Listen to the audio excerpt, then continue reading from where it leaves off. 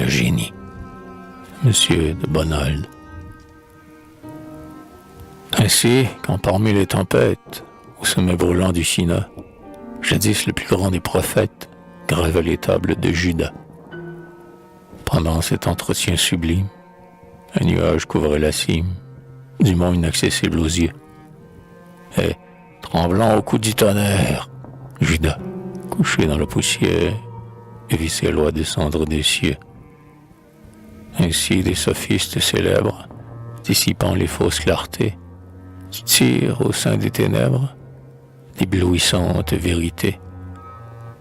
Ce voile, qui des lois premières couvrait les augustes mystères, se déchire et tombe à ta voix, et tu suis ta route assurée, jusqu'à cette source sacrée où le monde a puisé ses lois. Assis sur la base immuable, l'éternelle vérité, tu vois d'un œil inaltérable les phases de l'humanité, secouées de leurs gonds antiques.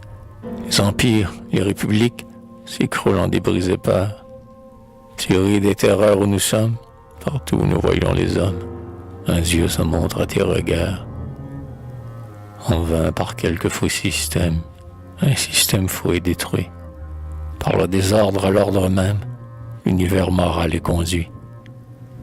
Et comme autour d'un astre unique, la Terre, en ses routes obliques, décrit sa route dans les airs. Ainsi, par une loi plus belle, ainsi la justice éternelle est le pivot de l'univers. Mais quoi? Tandis que le génie te ravit si loin de nos yeux, et lâche clameur de l'envie, te suivent jusque dans les cieux. Crois-moi, tu daignes d'en descendre. Ne t'abaisse pas pour entendre ces bourdonnements des tracteurs. Poursuis ta sublime carrière. Poursuis. Le mépris du vulgaire est l'apanage des grands cœurs. Objet de ces amours frivoles, ne l'as-tu pas vu tour à tour se forger de frêles idoles qu'il adore et brise en un jour? N'as-tu pas vu son inconstance, de l'héréditaire croyance, éteindre les sacrés flambeaux, brûler ce qu'adoraient ses pères et donner le nom de lumière à l'épaisse nuit des tombeaux? Secouant ses antiques reines, et par d'autres tyrans flattés, tout meurtri du poids de ses chaînes, l'entends-tu crier « Liberté » Dans ses sacrilèges caprices, le vois-tu, donnant à ses vices les noms de toutes les vertus, traîner Socrate aux gémonies pour faire en des temples impies l'apothéose d'Anitus. C'est pour caresser sa faiblesse, sous un pinceau adulateur, tu parais du nom de sagesse, les leçons de ses corrupteurs. Tu verrais ses mains avilies, arrachant des palmes flétries de quelques fronts déshonorés, l'air répandre sur ton passage, et, changeant la gloire en outrage, t'offrir un triomphe abhorré. Mais, loin d'abandonner la lice où ta jeunesse a combattu, tu sais que l'estime du vice est un outrage à la vertu. Tu t'honores de tant de haine, tu plains ces faibles cœurs qu'entraîne le cours de leur siècle égaré.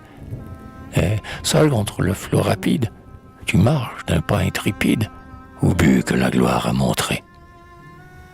Tel un torrent, fils de l'orage, enroulant du sommet des monts, s'il rencontre sur son passage un chêne, l'orgueil des vallons, il s'irrite, il écume, il gronde, il presse des plis de son onde l'arbre vainement menacé.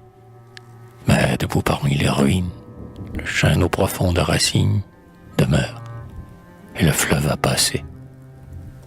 Toi donc, des mépris de ton âge, sans être jamais rebuté, retrempe ton mal courage dans les flots de l'adversité. Pour cette lutte qui s'achève, que la vérité soit ton glaive, la justice ton bouclier. Va, dédaigne d'autres armures, et si tu reçois des blessures, nous les couvrirons de laurier. Vois-tu dans la carrière antique, autour des coursiers et des chars, jaillir la poussière olympique qui les dérobe à nos regards?